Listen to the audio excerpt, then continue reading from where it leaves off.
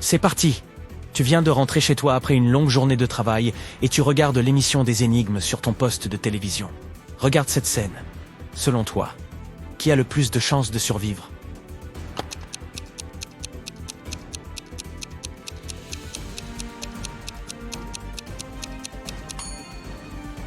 Ces deux hommes ont l'air bien coincés là-dedans. Mais la femme à droite a peut-être une chance. La corde semble un peu lâche autour de son corps. Elle pourrait essayer de la secouer, puis utiliser ses mains libres pour détacher ses chevilles. Lequel d'entre eux n'est certainement pas humain?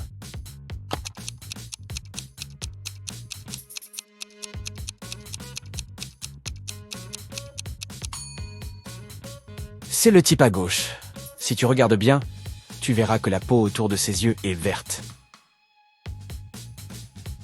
Regarde ces trois garçons. Lequel d'entre eux a un rendez-vous galant ce soir?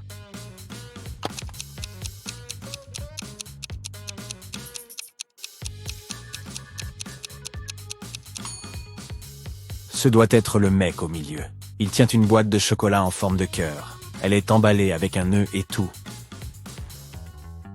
Alice, Béa, Cléo et Diana font la queue pour acheter un nouveau jeu vidéo. Alice se trouve entre Béa et Cléo.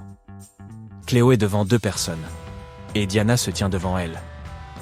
Peux-tu en déduire l'ordre exact dans lequel les filles se tiennent?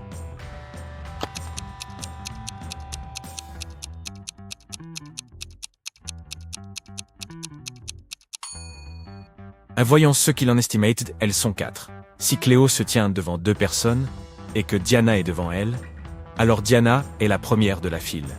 Cléo est la deuxième. Ensuite, Alice se tient entre Béa et Cléo. La troisième personne est donc Alice, et la dernière est Béa. La classe compte 10 élèves. 6 d'entre eux apprennent le français. 7 élèves de la classe apprennent l'espagnol. Si chaque élève apprend au moins une langue étrangère, combien d'élèves apprennent à la fois le français et l'espagnol?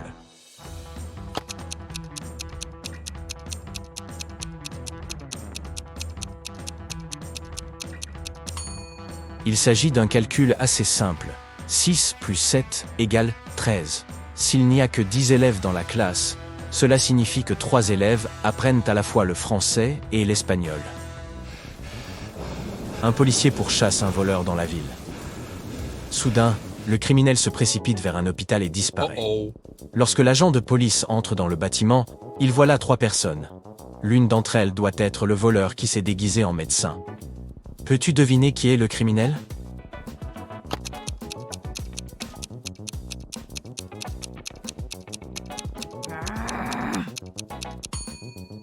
C'est la fille de gauche. Regarde ses chaussures. Elles sont sales. Elle n'a probablement pas eu le temps de les nettoyer ou de les changer.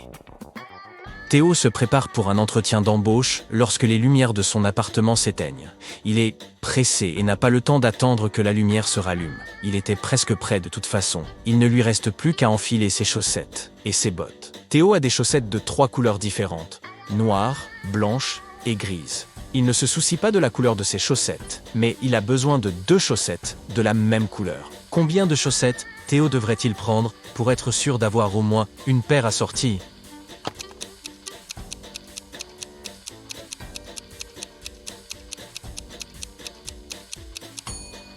Il n'a besoin que de 4 chaussettes, seulement 4. Même si les 3 premières chaussettes sont de couleurs différentes, la 4e sera probablement noire, blanche ou grise, assortie à l'une des autres. Damien prend des douches tous les jours. Mais les jours pairs du mois, il prend un long bain. Au cours d'une année, combien de bains va-t-il prendre?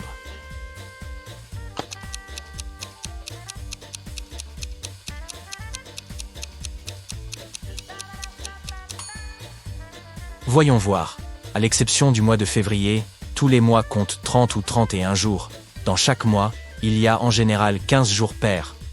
Pour commencer, il faut multiplier 15 par 11, ce qui donne 165 jours. Si l'on considère que le mois de février compte 14 jours pairs, le nombre total de bains que prend Devon en un an est donc de 179. Voici Allison, et l'un de ces 3 jeunes hommes est son petit ami. Peux-tu dire qui c'est?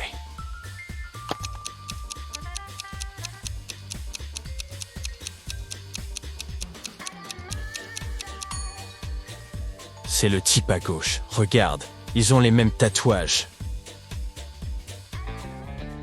Babette a débarqué à New York, avec des objectifs de carrière très ambitieux. Mais la première chose qu'elle doit faire après son arrivée en ville est de rejoindre son appartement. Il y a plusieurs possibilités pour se rendre de l'aéroport à son nouveau logement. Mais Babette décide d'économiser de l'argent et de prendre le bus. Elle doit acheter un billet pour 10 $. Mais un beau garçon surgit de nulle part et lui propose une bien meilleure offre. Il dit que ses projets ont changé et qu'il n'a plus besoin de son ticket de bus. Il lui propose de le lui vendre pour 6 $. Babette accepte et lui donne l'argent. Mais cela s'avère être une grossière erreur. Pourquoi ?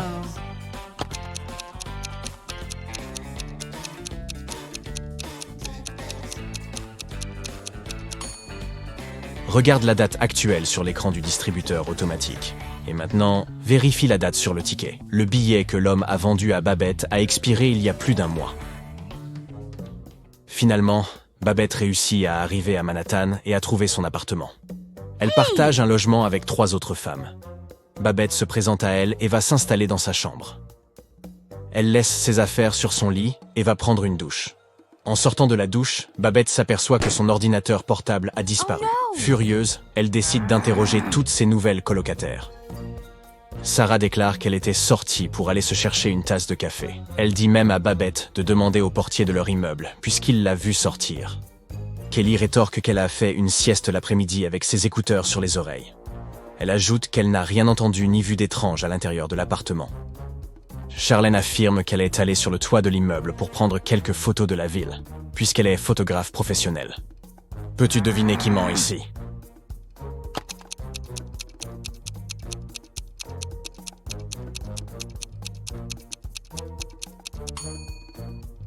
C'est Charlène. Si tu remarques le panneau dans le hall d'entrée, le bâtiment interdit strictement aux gens d'accéder au toit du bâtiment. Henri traverse l'Italie en solitaire, avec son sac à dos. Un soir, vers 20 h, il a très faim et décide de chercher un restaurant confortable pour dîner. Il entre dans un restaurant traditionnel où il trouve un client et un serveur en train de se disputer. Le client affirme qu'il avait commandé une soupe de tomates, tandis que le serveur assure qu'il n'a commandé qu'un chocolat chaud. Henri remarque quelque chose qui lui dévoile immédiatement qui ment. Peux-tu le découvrir toi aussi ?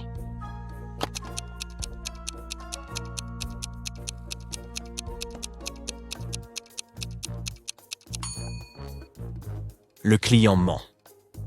Derrière lui, un grand panneau indique que le restaurant ne sert de la soupe que de 13 à 16 heures.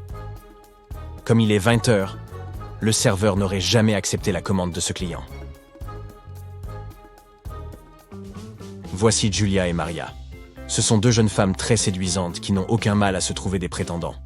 Aujourd'hui, c'est le jour de la Saint-Valentin, et elles sortent toutes les 2 avec leur tendre moitié. Cependant, l'une d'entre elles sort actuellement avec 3 personnes.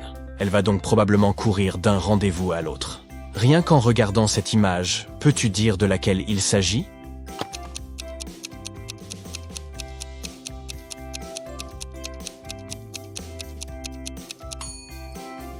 C'est Maria, celle de gauche. Si tu regardes son espace de travail, il y a 3 cadeaux alignés. Un pour chaque personne qu'elle fréquente en ce moment. Hé, qui sommes-nous pour juger ? Dave, un archéologue, se rend en Égypte pour une mission très spéciale. Il passe des jours à fouiller des ruines cachées sous des kilomètres de sable, et la seule chose qu'il trouve est une pièce de monnaie marquée en 10 ans avant notre ère. Lorsqu'il la montre à ses collègues, ils lui répondent qu'il s'agit d'une fausse pièce. Pourquoi ?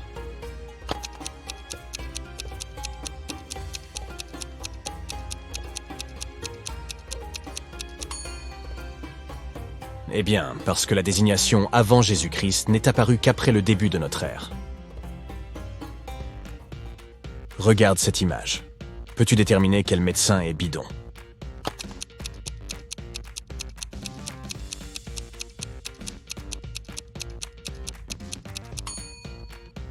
C'est le type à gauche. Il a des écouteurs autour du cou. Il y a quelque chose qui ne va pas. Les petites amies de Pierre et de Paul sont parties en voyage d'affaires pour le week-end. Pendant tout ce temps, les couples s'envoient des messages et des photos. Le dimanche matin, les 2 petites amies demandent à leur compagnon d'envoyer un selfie de l'endroit où ils se trouvent. Pierre envoie un selfie souriant à l'intérieur de la cuisine. Paul envoie un selfie de lui dans la salle de bain. L'une des petites amies comprend immédiatement que son petit ami la trompe. Qui est infidèle et comment sa petite amie l'a-t-elle su?